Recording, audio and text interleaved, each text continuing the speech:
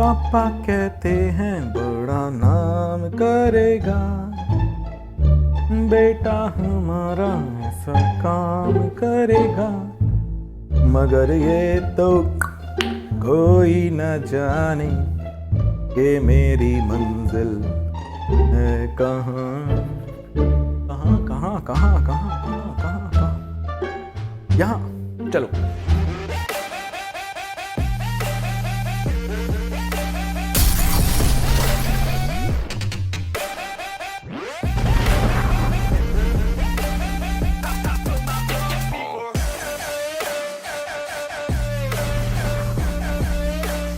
तो दोस्तों इस वीडियो में फंडामेंटली लास्ट ऐसा एलिमेंट जिसको हम बोलते हैं कैपेसिटर, दो वर्टिकल प्लेट्स, उनके बीच में एक इलेक्ट्रिक फील्ड और वहां पर स्टोर हो रहा है चार्ज, उसे हम कह रहे थे कैपेसिटर। वो पुरानी वाली बातें जो इलेक्ट्रोस्टैटिक्स में हम लोग करते थे। अब हम लोग बात करेंगे कि अगर सर्किट में सिर्फ और सिर्फ कैपेसिटर लगा हो और एसी वाला सर्किट हो तो क्या होगा। क्या कैपेसिटर एसी को अलाउ करेगा? बिल्कुल अलाउ करेगा, क्योंकि एसी का मैग्नीट्यूड तो वेरी होता है ना यार। तो चार्जिंग डिस्चार्जिंग, एक प्लेट पर पॉजिटिव फिर नेगेटिव, तो अलाउ करेगा। अब इसमें कुछ ना कुछ रिएक्टेंस शो करेगा, बिल्कुल करेगा। एक बार पता है क्लास में बैठे थे हम, और क्लास में बैठे थे तो वहां पर ना एक स्टूडेंट ने कहा कि सर ये बताइए हमें बड़ी समस्या है, और वो समस्या ये है कि एसी को अलाउ करता है कैपेसिटर, डीसी को ब्लॉक करता है, हम याद कैसे करें। तो उन्होंने कहा यार एक काम कर दूं, तू ऐसे तो समझ में आ नहीं रहा, बहुत देर हो गई समझाते समझाते टेक्निकली, जब समझ में नहीं आ रहा तो एक काम कर भाई, ये तेरे पास है कैपेसिटर, ठीक है, और जो डीसी है ना वो यहां से आ रहा है। जब डीसी ऐसे आता है, यहां से टकराता है, तो ये प्लेट उसको रोक देती है। प्लेट उससे कहती है ओ भाई डीसी स्टॉप, तो डीसी रुक जाता है। बट एसी इज वेरी शाणा। एसी शाणा है मतलब कि ये कैपेसिटर की प्लेट्स हैं और ये एसी आ रहा है। अब जब ये एसी आ रहा है और जैसे ही वो कैपेसिटर की प्लेट्स को देखता है, वो जंप मारता है और निकल जाता है। तो उसने कहा गुरुदेव कुछ और आया ना आया, इतना समझ में आ गया कि एसी को कैपेसिटर अलाउ कर देगा और डीसी को वो ब्लॉक कर देगा। खैर ये तो एक रही ऐसी बात जो कि हाँ एक्चुअल फैक्ट है, बट हाँ रही एक बात। अब अपन आते हैं एक्चुअल सर्किट की तरफ। तो कैपेसिटर में हमारे पास क्या है? एक वोल्टेज का source V0 sin omega t, एक कैपेसिटर लगा हुआ है आपके पास। ओके, अगर आपके पास एक कैपेसिटर लगा हुआ है, अगर आपके पास V is equal to V0 sin omega t, एक एसी सोर्स लगा हुआ है, हम सबसे पहले क्या करते हैं फंडामेंटल सर्किट में? पुराने वीडियोस नहीं देखे हैं तो प्लीज जाओ जल्दी और देख कर आओ, क्योंकि यहां पे मुझे कुछ करवाने की जरूरत नहीं पड़ेगी। सबसे पहले हम I और V में रिलेशन निकालेंगे कैपेसिटर के लिए। बट प्रॉब्लम तो ये है I और V में रिलेशन कहां से निकालें? तो आंख बंद करी और सामने प्रकट हो गए पापा। किसके? कैपेसिटर के। Q is equal to CV। अब मुझे Q is equal to CV से, मगर मुझे तो करंट चाहिए था और वोल्टेज के साथ रिलेशन चाहिए था, और मुझे दिया हुआ है Q। अब मैं कैसे निकाल लूं? तो मैंने कहा यार I इज इक्वल टू होता है dQ बाय dt। हाँ, यानी कि अगर मैं इसको डिफरेंशिएट कर दूं तो शायद ये dQ बाय dt बन जाएगा, is equal to d by d t of CV। C constant होता है, बाहर हो गया, dQ बाई dt बन गया। I आपके सामने लहराते हुए फॉर्मूला आ गया, I is equal to C dV by dt। और अगर ये तरीके से तुम्हें याद नहीं हो रहा हो तो बाबा जी के पास एक तरीका और है। इंडक्टर के केस में क्या होता है रिलेशन V और I का? V is equal to L di by dt।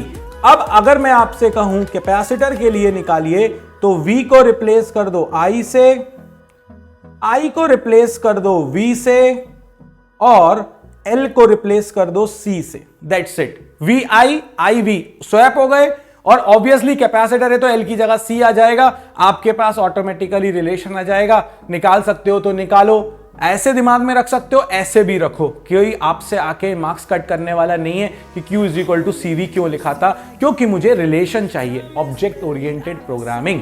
तो ये हमारी इस समय ऑब्जेक्ट थी, ये टारगेट था, I और V का रिलेशन निकालना। अब बढ़ते हैं, देखो भाई V की वैल्यू रख दी V0 sin ओमेगा टी, रटा चुकी है अब तो यार। तो ये मैंने रख दिया V is equal to V0 sin omega t, बाकी सब तो सेम है।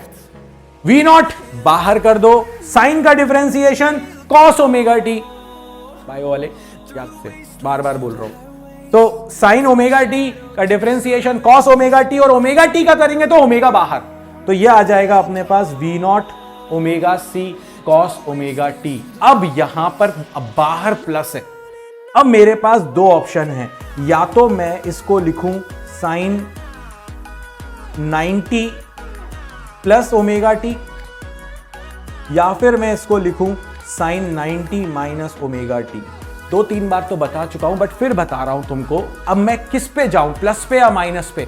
माइनस पे जाऊंगा तो ओमेगा टी माइनस का मिलेगा और फिर फेजर डायग्राम बनाते टाइम दिक्कत आएगी। और अब की बार बाहर माइनस नहीं है तो मैं माइनस को अंदर ला नहीं पाऊंगा, तो फिर ओमेगा टी नेगेटिव ही रहेगा।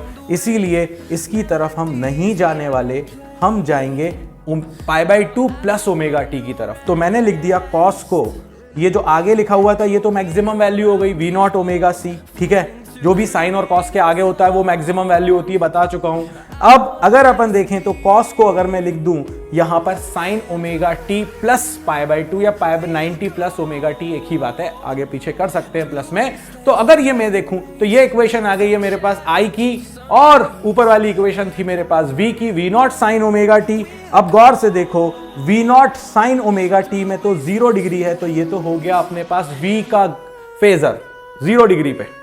और अगर अपन देखें आई को, तो आई वाले केस में क्या हुआ, प्लस है, साइन है, ओमेगा टी भी प्लस है। ओ, सारी चीजें दिक्कत खत्म, सब चीजें सेम है, फेजर वाले वीडियो में बताया था। तो ये हो जाएगा साइन ओमेगा टी प्लस 90 हो गया, प्लस मतलब एंटी क्लॉकवाइज। तो ये वोल्टेज है 0 डिग्री पर और आई हो गया 90 डिग्री आगे। और जैसे ये 90 डिग्री आगे हुआ भाई साहब, ये आपके पास बन गया है एक ब्यूटीफुल सा डायग्राम। ये हो गया वी, ये हो गया आई। एंटी क्लॉकवाइज में कौन बाद में आ रहा है, आई बाद में आ रहा है। इसका मतलब है करंट लीड कर रहा है किससे, वोल्टेज से। कितने डिग्री से, 90 डिग्री से। या आप इसको ऐसे भी कह सकते हो, वोल्टेज लैग कर रहा है करंट से 90 डिग्री से। तो ये अपने पास फेजर डायग्राम बन गया किस चीज का, कैपेसिटर के लिए, करंट और वोल्टेज का।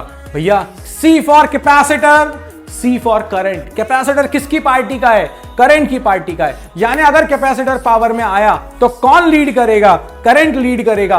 और अगर इंडक्टर पावर में आया तो कौन लीड करेगा, वोल्टेज, पोटेंशियल डिफरेंस जो V है वो लीड करेगा। तो यहां पर कैपेसिटर अकेला था तो करंट लीड कर रहा है। और जैसे ये हुआ, अब मैं बना सकता हूं ग्राफ। अब अगर ग्राफ को देखो गौर से, तो सबसे पहले तो साइन वाला ग्राफ तो कोई दिक्कत ही नहीं है, ये हो गया V not sine omega t. V का ग्राफ तो बन गया, इसमें तो कोई दिक्कत ही नहीं है, कोई प्रॉब्लम ही नहीं है बाबा जी। ब्लैक वाला ग्राफ जो है वो वी का है। आई का ग्राफ था I naught cos omega T. Cos का ग्राफ है, प्लस कॉस का ग्राफ है। जब साइन अपने पास 0 तो कॉस मैक्सिमम, फिर जब साइन मैक्सिमम तो कॉस 0, और इसी तरह से सारे पॉइंट्स प्लॉट कर लो। और एक बार तुमने वो सारे के सारे, देखो यहां पर मिस्टेक हो जाती है अगर अपन लोग प्रॉपर तरीके से ना बनाए। जैसे यहां पर मुझे सारे पॉइंट्स लेने चाहिए थे, ये जब ये मैक्सिमम, जब ये मैक्सिमम तो ये साइन वाला मिनिमम, तो ये मैक्सिमम, फिर जब ये आएगा तो ये इसके करस्पॉन्डिंग होना चाहिए था, ये वाला पॉइंट यहां होना चाहिए था, ठीक है। सो ये अपने पास आ गया कुछ ऐसा ग्राफ। तो ये अपने पास बन जाएगा आई का ग्राफ, और आई के ग्राफ में प्लस कॉस ओमेगा टी का आएगा। तो वेव फॉर्म भी अपने पास बन गई। अपने पास वेव फॉर्म के बाद फेजर डायग्राम भी बन गया। अब आता है कैपेसिटिव रिएक्टेंस। कैपेसिटिव रिएक्टेंस कैसे निकालें, तो देखो कैलकुलेशन फॉर एक्ससी पुराने पेपर्स में आ चुका है, इसलिए ध्यान से। हम लोगों ने पढ़ा था रिएक्टेंस के केस में रिलेशन होता है V is equal to I X. अब V बाय आई हो जाएगा X, क्योंकि वहां V बाय आई होता था R रजिस्टर के केस में। इंडक्टर और कैपेसिटर में X हो जाता है और कॉम्बिनेशन में Z बन जाता है। तो यार V बाय आई चाहिए। तो अभी तुम लोग देखो, हमने आई नॉट की वैल्यू रखी थी ओमेगा सी वी नॉट। अगर हम देखें तो मैं आई नॉट को डिवाइड में लेकर आता हूं, ये आई नॉट आ गया डिवाइड में, ओमेगा सी आ गया इस तरफ, तो 1/ओमेगा सी बन जाएगा V naught by I naught. और V बाय आई अपने पास होता है X, कौन सा, capacitive reactance. So capacitive reactance is one by omega C. So आपके पास X नॉट की वैल्यू या XC की वैल्यू आ रही है 1/ओमेगा सी। XL की वैल्यू आई थी ओमेगा L, XC की वैल्यू आ गई है 1/ओमेगा सी। कहानी हो गई है खत्म। अब तुम तैयार हो गए हो RL RC RLC सर्किट के लिए। और जिसको इसमें दिक्कत आ रही है उनके लिए मेरे पास 2 बूटी हैं, और एक बूटी है, आप इसको ऐसे याद रख सकते हो कोड को, सिविल। C फॉर कैपेसिटर, तो पहला वाला हो गया कैपेसिटर। अब आगे चलो, I for current and V for voltage. In capacitor, इसको ऐसे रीड करोगे, in capacitor current leads voltage by 90 degree. अब आगे, voltage leads current by 90 degree in inductor civil.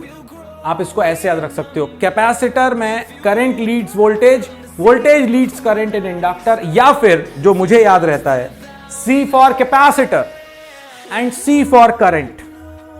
तो C for capacitor, C for current. Capacitor में current lead करता है तो ऑब्वियसली इंडक्टर में कौन लीड करेगा? वोल्टेज लीड करेगा। तो यार ये था कैपेसिटर, जिसने बहुत बढ़िया तरीके से अपने से AC को पास करा दिया।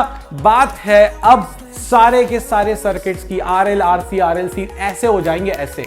क्यों? क्योंकि अब फंडामेंटल दिमाग में बैठ चुका है। रजिस्टर में V और I दोनों सेम फेज में, इंडक्टर में लीड करता है वोल्टेज 90 डिग्री से, capacitor C for capacitor, C for current. Capacitor में लीड करता है करंट कितने डिग्री से? 90 डिग्री से। हमारे सारे सर्किट की प्रॉब्लम का समाधान हो चुका है, सॉल्यूशन हो चुका है। नेक्स्ट वीडियो से अपन RL circuit, RC circuit, RLC circuit की बात करेंगे। बट लाइक, शेयर, सब्सक्राइब करना, जैसा कि मैं हर बार बोलता हूं, मत भूलो दोस्तों। हम आपके लिए वर्क करते हैं, आपका कुछ तो एक रिस्पॉन्स बनना चाहिए ना यार। और तुम्हारे कमेंट्स हमारे लिए एनर्जी का काम करते हैं, तो प्लीज उन कमेंट्स को बना के रखो, साथ रहो, हम साथ रहेंगे और हम साथ में ही इस बार भी नंबर लेकर आएंगे। इस वीडियो में इतना ही। डिस्क्रिप्शन में नोट्स हैं, डाउनलोड करो और प्रिंट करके बेहतरीन तरीके से उन नोट्स से पढ़ो। इस वीडियो में इतना ही। जय हो।